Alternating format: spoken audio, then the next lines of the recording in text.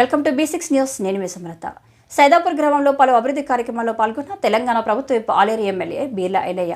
యాదాద్రి భువనగిరి జిల్లా యాదగిరిగుట్ట మండలం సైదాపూర్ గ్రామంలో ప్రభుత్వ ఆలేరు ఎమ్మెల్యే బీర్లా ఐలయ్య పలు అభివృద్ధి కార్యక్రమాల్లో పాల్గొన్నారు. గ్రామంలో దొడ్డి కొమరయ్య విగ్రహాన్ని, కుర్మ సంఘం భవనాన్ని, రైతు వేదిక భవనాన్ని ప్రారంభించారు.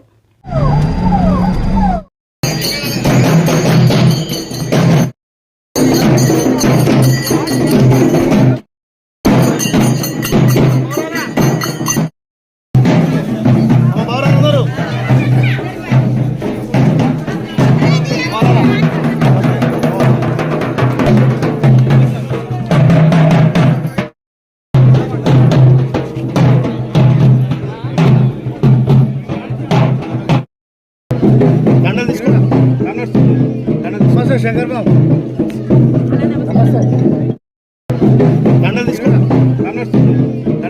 శంకర్ బాబు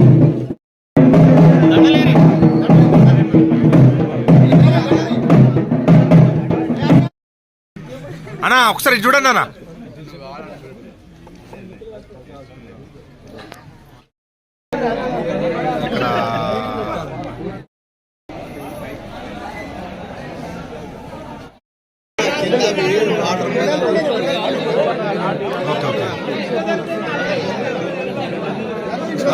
చెప్తా ఎంత బాగా వస్తుంది.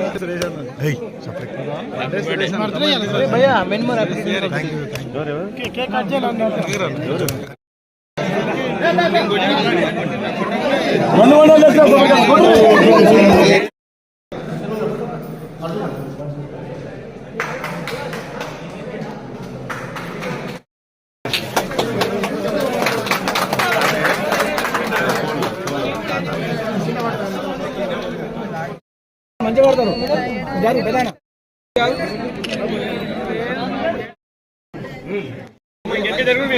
మేడం.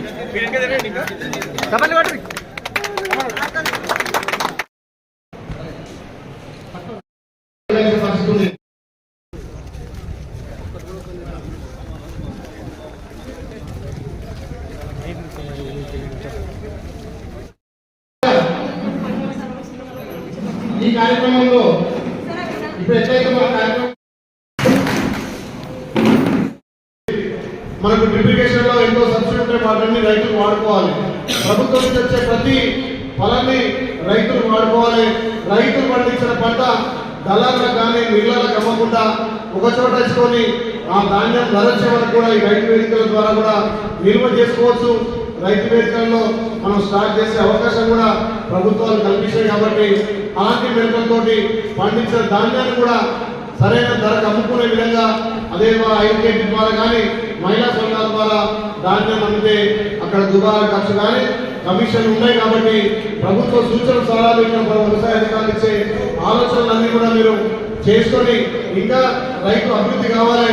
రైతు ఒక్కడే మోసపోతుంది. మార్కెట్లో ఒక వస్తువు ఉత్పత్తి చేస్తే కంపెనీలో ధర నిర్ణయిస్తే ఆ కంపెనీ ధరకే కొంటాం, కానీ రైతు పండించే పంటకే ఇంకా ధర నిర్ణయించే అవకాశాలు మనకు రాలేదు. ఈ ప్రభుత్వాలు కూడా ఆలోచన చేసి రైతు పండించిన పంటకు రైతు ధర నిర్ణయించినప్పుడే ఇలా రైతు రాజవుతారు. కాబట్టి ఆ దిశగా కేంద్ర రాష్ట్ర ప్రభుత్వాలు కూడా అడుగులు వేయాలని చెప్పి అసెంబ్లీలో వాడుకుంటుందో మేము మాట్లాడతాం. రైతు ఎప్పుడైతే రాజవుతారంటే రైతు పండించిన పంట రైతు నిర్ణయించినప్పుడే రైతు రాజవుతారు. కాబట్టి ఆ దిశగా ఈ మధ్యలో కార్పొరేట్ వ్యవసాయాలు వస్తున్నాయి, రైతులు ఇంకా నిపెండెంట్ వస్తున్నాయి. ఈ మోడీ ప్రభుత్వం వచ్చిన తర్వాత ఈ రైతుల నిపెండెంట్ నుంచి కార్పొరేట్ వ్యవస్థ తెచ్చారు. గతంలో నల్ల చట్టాలు తెస్తే కూడా ఉన్నటువంటి నల్ల చట్టాలను తిప్పికొట్టి రైతుకు అన్ని విధాల హక్కులు విధంగా కాంగ్రెస్ ప్రభుత్వం కొట్లాడింది. కాబట్టి ఇప్పుడున్నటువంటి పరిస్థితుల్లో కాంగ్రెస్ పార్టీ రైతుల కోసం సబ్సిడీలతో పాటు నాణ్యమైన ఎరువులు, నాణ్యమైన విత్తనాలు ఇవ్వడానికి కూడా ఖచ్చితంగా మీ పక్షాన్ని కొట్లాడి ప్రభుత్వం నుంచి రైతులకు ఎక్కువ లబ్ధి విధంగా చేద్దాం. ఇప్పుడే మన సోదరి చెల్లె రైతు బంధు అంటుంది. రైతు బంధు కూడా 2 ఎకరాలు 3 ఎకరాలు పడ్డాయి. ఈ వారం 10 రోజుల్లో అందరి రైతులకు కూడా రైతు బంధు వచ్చే విధంగా ఈ ప్రభుత్వం చర్యలు తీసుకోవడం. కాబట్టి కొన్ని లోపాలు అనాలోచితంగా ఈ గ్రామాలలో సర్పంచులు అప్రపాలై సర్పంచులు చాలా మంది చనిపోవడం జరిగింది. ఇవన్నీ సెంట్రల్ నిధులను ఈ రాష్ట్ర ప్రభుత్వాలు వాడుకొని ఇలా ఏ గ్రామం పైన సర్పంచ్ నాకు అలా 50% వచ్చింది అంటున్నారు. మరి సైదాపురంలో కూడా మన సర్పంచ్ గారికి ఇంకా 10 లక్షలు రావాలని అంటున్నారు. వంగపల్లిలో మా మిత్రులు సర్పంచ్ గారు కాను కవిత కూడా మాకు రావాలంటున్నారు.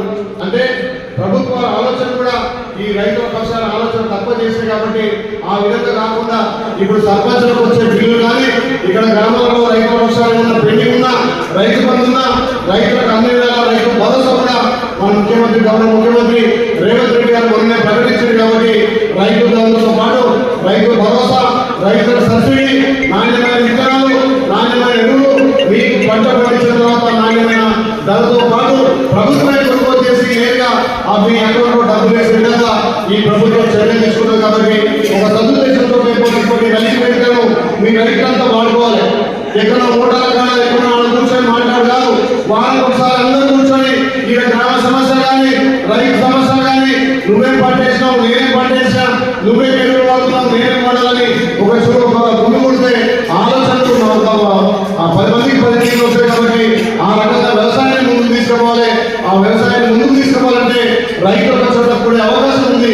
ఈ రైతు వేదికల ద్వారా సమావేశం పెట్టుకొని మీకు రావాల్సినటువంటి సబ్సిడీ విషయంలో కానీ ఎరువు విషయంలో అందరూ ఏకమై ఈ సమావేశంలో రైతు వేదికలను వాడుకోవాలని చెప్పేస్తూ ఈ అవకాశం ఇచ్చిన అందరికీ మళ్ళొకసారి ప్రత్యేకంగా ధన్యవాదాలు చేస్తూ కూడా అన్ని అందరూ ఏకమై పార్టీల అతీతంగా కూడా ఈ గ్రామంలో కావాల్సినటువంటి అన్ని వసతులను కల్పించుకొని ఈ గ్రామాన్ని ముందుకు తీసుకుపోవడం మీ అందరి సహాయ సహకారంతో ఈ గ్రామాన్ని అభివృద్ధి చేసే అవకాశం నాకు కల్పించినటువంటి మళ్ళొకసారి గ్రామ పెద్దలకు, రైతులకు, ఉన్నటువంటి నాయకులకు, వ్యవసాయ అధికారులకు కూడా ప్రత్యేకంగా ధన్యవాదాలు. ఆ గ్రామంలో రైతులను సమన్వయం చేసి రైతులు సకాలంలో ఏ పంట అనే ఉద్దేశంతో రైతు వేదికలు ఏర్పాటు చేయడం జరిగింది. ఈ రైతు వేదికలను అన్ని గ్రామాల్లో కూడా రైతులు ఒక చోట కూడి ఏ సమయంలో ఏర్పాటు చేస్తే ఎక్కువ దిగుబడి వస్తుంది, పంటలకు వాడాల్సినటువంటి మందుల విషయంలో కానీ ఎరువుల విషయంలో కానీ దుబారా ఖర్చు లేకుండా ఇక్కడ ప్రభుత్వ వ్యవసాయ అధికారులతో సూచనలు సలహాలు తీసుకొని ఏ పంట వేస్తే నాణ్యతగా రైతుకు లాభం వస్తుందో, ఏ టైంలో వేస్తే బాగుంటుందనే ఆలోచనతో ఏ కస్టమర్ విలేజ్గా ఎక్కడ ఒక చోట దున్నుగుడి రైతులంతా కూడా వాళ్ళ పంటలను ఏ విధంగా మెరుగుపరచుకోవాలి, రాబడి దిగుబడి ఎక్కడ ఉంటుందో ఆలోచన చేయడం కోసం, ఒక మంచి ఉద్దేశం కోసం ఈ రైతు వేదిక చేశారు. నిజంగా ఈ రైతుల పక్షాన్ని రైతు వేదిక ఓపెన్ చేయడం కూడా చాలా సంతోషంగా ఒక రైతు బిడ్డగా హర్షం వ్యక్తం చేస్తున్నాం. ఏముందా మనం దున్నిమా వేసినామా నాటేసినామా చూస్తుంది తప్ప ఆ పంట వల్ల మనకు ఏ రకంగా లాభం వస్తుంది, ఏ రకంగా మెరుగులు పాటించాలి, ఏ రకంగా రైతులందరూ కూడా వ్యవసాయ అధికారులతో ఎప్పటికప్పుడు కోఆర్డినేట్ చేసి ఏ పంట వేస్తే పంట మార్పిడి ద్వారా రైతుకు ఏ రకంగా లబ్ధి అవుతుందో ఆలోచన చేసి పంట వేసినప్పుడే ఎక్కువ దిగుబడి వస్తుంది, రైతుకు లాభం అవుతుంది. కాబట్టి ఈ ప్రాంతంలో ఎక్కువ వరి, పత్తి మీద ఆధారపడ్డారు. ఆ వరి పత్తితో పాటు పంట మార్పిడి చేస్తే ఎక్కువ దిగుబడి వచ్చే అవకాశాలు కానీ ఈ ప్రాంత ప్రజలు ఎక్కువ ఏదైతే మనం దుర్యమో నాటేసామో వచ్చి పెట్టామని తప్ప వేరే పంటలకు అర్థం పోతలేరు. ఇంకా వేరే ప్రాంతాలకు పోతే అక్కడ కూరగాయలు కానీ ఇంకా వేరే ఇతర పంటలు వేయడం వల్ల పట్టుపురుగుల పెట్టుబడి కానీ డైరీ విషయంలో కానీ ఇంకా పంట మార్పిడి వల్ల వచ్చే లాభాలను ఇలాంటి రైతు వేదికల ద్వారా వ్యవసాయ అధికారులు ఇప్పుడే ఏడీగా చెప్పడం జరిగింది. ప్రతి వారంలో 2 రోజులు మేము సమయించి రైతులను చైతన్యపరచడం, రైతులకు కావాల్సినటువంటి అన్ని రకాల ఎరువుల విషయంలో కానీ సబ్సిడీల విషయంలో కానీ తొలి అమరుడు దొడ్డి కొమరయ్య. ఆ దొడ్డి కొమరయ్య మన కులంలో పుట్టడమే మన అదృష్టంగా భావిస్తూ ఆయన జ్ఞాపకాలను, ఆయన పోరాట పటిమను వచ్చే తరాలకు అందించాలనే ఉద్దేశంతో సైదాపురం కుల బాంధవులందరూ కూడా ఆయన విగ్రహం ఇక్కడ ఆవిష్కరించడం చాలా సంతోషం. దాంతోపాటు కుర్మ సంఘ భవనం మిగతా కార్యక్రమాల మీద ఈరోజు ప్రారంభోత్సవాలకు అధ్యక్షుడి గ్రామ సర్పంచ్ గారికి, గ్రామ ఉప సర్పంచ్ గారికి, పాలక వర్గానికి, ముఖ్య అతిథులు ఇచ్చేసినటువంటి ఎంపీపీ గారికి, డిప్యూటీసీ గారికి, మున్సిపల్ చైర్మన్ సుధా ఎమ్మెల్యర్ గారికి, కౌన్సిలర్ భరత్ గౌడ్ గారికి, మండల పార్టీ అధ్యక్షుడు బాలరాజ్ గారికి, మిగతా కుల బాంధవులందరూ కూడా ధన్యవాదాలు తెలియజేస్తూ, ఇది ఒక చరిత్ర. చాలా మంది అనుకుంటారు ఏదో విగ్రహం పెట్టిలో ఆవిష్కరించడం అయిపోయింది, దండేశం అనుకుంటారు. కానీ ఆయన చరిత్ర గురించి చాలా మంది పెద్దలు చెప్పారు, మన సీనన్న కూడా చెప్పాడు. దొడ్డి కొమరయ్య అంటే ఆ రోజు ఆయుధాలు లేనాడు ఒక చేత గొడ్డలు పట్టుకొని దొర గడిలకు ఎదురుపోయి ఆ రోజు ఉన్నటువంటి రాణి వెంకటానకమ్మ రామచంద్రారెడ్డి గారి భార్య భూములన్నీ కూడా ఆక్రమించుకొని ఆ భూములకు రానియకపోతే మా భూములకు మాకెందుకు రానియరని చెప్పి దొర గడిల మీద ఎదురున్నప్పుడు దొడ్డి కొమ్రే అన్న మల్లయ్య యుద్ధం చేసినప్పుడు గొర్లకాడికి పోయి దొడ్డికి కట్టేసి ఆ గడిలకు పోయినప్పుడు ఆ మల్లయ్య మీద రాణి వెంకట జానకమ్మ తుపాకీతోటి కాల్స్తే మా అన్నను కాదు కాల్చేది నన్ను కాల్చమని చెప్పి వెన్ను చూపి ముందుకు పోయినటువంటి వీర యోధుడు ఆ రోజు తెలంగాణ రైతాంగ సాధన పోరాటంలో తొలి అమరుడు. అదే మాదిరిగా చాకలైలమ్మ కూడా ఒక చేత కారం పొడి రోకల్ బండ పట్టుకొని పేద ప్రజల విముక్తి కోసం వెట్టి చాకిరి విముక్తి చేయాలనే పోరాటరు కాబట్టి వాళ్ళ చరిత్ర రాబోయే తరాలకు తెలవాలి. ఇవాళ మనం అన్ని విధాల సుఖ సంతోషాలతో జీవిస్తున్నామంటే ఆ రోజు వాళ్ళు కొట్లాడినటువంటి పోరాట పడిమే ఇవాళ రేపు రాబోయే తరాలకు స్ఫూర్తిగా ఉండాలనే ఉద్దేశంతో వాళ్ళ యొక్క కులం కోసమో కాదు, జాతి కోసం, పేద ప్రజల వెట్టి చాకిరి విముక్తి కోసం పోరాడారు కాబట్టి అలాంటి మహనీయుల విగ్రహాలు పెట్టుకొని వాళ్ళ చరిత్ర రాబోయే తరాలు తెలవాలనే ఉద్దేశంతో ఈ విగ్రహాల ఆవిష్కరణ. కాబట్టి మీరందరూ అదే పోరాట పటిమతోటి రేపు రాబోయే కాలంలో కూడా ఈ వెట్టి చాకిరి లేకుండా మనం మన కాళ్ళ మీద స్వేచ్ఛగా వాయువులు పీల్చుకోవడం కోసం 1949లో 1947లో మనకు స్వతంత్రం వస్తే 1947లో ఇవాళ మన భారత రాజ్యాంగాన్ని నిర్మించుకొని జాతీయులకు అతీతంగా, మతాలకు అతీతంగా ప్రతి పేద ధనిక వర్గం లేకుండా అందరూ చదువుకునే అవకాశం, అందరూ ఓటేసే అవకాశం, ఈ భారతదేశంలో ఉన్నటువంటి సంపద ప్రతి పౌరుడికి చెందాలనే ఉద్దేశంతో ఇలా స్వతంత్రం సిద్ధించుకున్న తర్వాత కూడా మన గణతంత్ర దినోత్సవం నిన్నే జరుపుకున్నాం. ఈ పోరాట పటిమతోటే ఇవాళ స్వేచ్ఛ వాయువులతోటి ఇవాళ ఎలక్షన్లో ఎమ్మెల్యేలుగా, మంత్రులుగా, గ్రామాల్లో గ్రామ సభల ద్వారా, ఇవాళ గ్రామ పంచాయతీల ద్వారా పాలకవర్గం ఏర్పడుతుంటే ఆ రాజ్యాంగ పోరాట పటిమ. కాబట్టి ఆ మహనీయుల ఫలితమే ఈ రోజు ఈ స్వతంత్రం సిద్ధించిన తర్వాత కూడా మనకొక సంవత్సరం నైజామాలు పాలిస్తే ఆ నైజామాలను తరిమి కొట్టిన చరిత్ర మన నల్లగొండది. అదే మాదిరిగా ఆ నైజామాలకు ఎదురొచ్చినటువంటి వాళ్ళు కూడా మన నంద చంద్రయ్య నంద నరసయ్య కూడా ఆ రాజు ప్రాణాలు ఒడ్డిండు. ఆ నైజాముని ఓడించడంలో కూడా సైదాపురం చరిత్ర ఉంది కాబట్టి సైదాపురం గడ్డకు ఒక మంచి చరిత్ర ఉంది. మీరందరూ ఆస్వాదిస్తే ఆ రోజు కులాలకు అతీతంగా, మతాలకు అతీతంగా, పార్టీలకు అతీతంగా కూడా మా బిడ్డ గ్రామానికి సేవ చేస్తారని మీరు ఇచ్చినటువంటి స్ఫూర్తితోటి ఈ రోజు ఆ రోజు సర్పంచ్ కాగలిగిన ఈ రోజు కూడా మన కులంతో పాటు అన్ని కులాలు కూడా మీరు దీవిస్తే ఎమ్మెల్యేగా, ప్రభుత్వ విప్గా, మీ బిడ్డగా నేను సేవ చేయడానికి వచ్చా కాబట్టి ఈ గ్రామాన్ని అభివృద్ధి విషయంలో ఎక్కడ కూడా మర్చిపోను.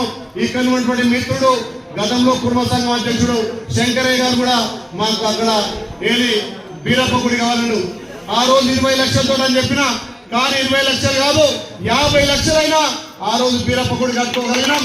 ఆ రోజు మనం ఇక్కడ వీరభద్ర స్వామి మన ఊరికి పెద్ద దేవాలయంగా దాన్ని కూడా కట్టడం జరిగింది. మున్ముందు ఏదైనా అన్ని కులాలకు సంబంధించిన అభివృద్ధి కార్యక్రమాలు ఈ గ్రామంలో కులాలకు అతీతంగా కూడా, పార్టీలకు అతీతంగా కూడా అభివృద్ధి కార్యక్రమాలు చేద్దాం. మీరే నమ్మకంతో అయితే మా బిడ్డ గెలిస్తే మా గ్రామం అభివృద్ధి, మా ప్రాంతం అభివృద్ధి అయితే అని చెప్పి ఆకాంక్షించి పార్టీలకు అతీతంగా ఓట్లేసారో అదే విధంగా నేను ఈ గ్రామాన్ని దత్తత తీసుకునైనా సేవ కార్యక్రమాలతో పాటు గ్రామాన్ని అభివృద్ధి చేస్తానని చెప్పి మాట ఇస్తూ ఈ గ్రామాన్ని ఇంకా అభివృద్ధి చేయాల్సిన అవసరం ఉంది. గతంలో మీరు ఇచ్చినటువంటి ఆశీర్వాదంతో ఒక సర్పంచ్ గా ఉమ్మడి రాష్ట్ర ముఖ్యమంత్రిని తీసుకొచ్చి ఈ గ్రామంలో అభివృద్ధి కార్యక్రమం చేస్తాం. ఇవాళ మీ జీవనంతో ఒక ఎమ్మెల్యేగా, ఒక ప్రభుత్వ విప్గా ఇంకా ఈ గ్రామాన్ని ముందుకు తీసుకుపోతామని తెలియజేస్తూ ఈ గ్రామంలో ఏ సమస్య అయినా నా సమస్యగా ఈ గ్రామాన్ని ఈ ఆలయ నియోజకంలో ఆదర్శ గ్రామంగా చేయడానికి నా వంతు శక్తివంతం లేకుండా పనిచేస్తానని చెప్పేస్తూ మీ ఆదరణ, మీ ప్రేమే ఇవాళ మీ బిడ్డని నిలబెట్టిందని చెప్పి ఈ గ్రామాన్ని ఏ ఒక్క కుటుంబాన్ని కూడా మర్చిపోకుండా అన్ని కుటుంబాలు నా కుటుంబాలుగా, అందరూ నా అక్క చెల్లెలు, నా తల్లులుగా భావించి అన్ని విధాలా ఈ గ్రామానికి అండ ఉంటా. ఏదైతే ప్రభుత్వం మాట ఇచ్చిందో మాట ఇచ్చిన ప్రకారం తల్లి సోనియా ఇచ్చినటువంటి అభయాస్తం 6 గ్యారెంటీల్లో ఈ గ్రామంలో కావాల్సినటువంటి ఇందిరమ్మ ఇంటి కానీ ఇంకే కార్యక్రమాలు కూడా అమలు చేస్తానని చెప్పి మాట ఇస్తూ మరొకసారి మీ అందరికీ నా శిరస్సు వంచి నమస్సుమాంజలి చేస్తున్నా. జై హింద్.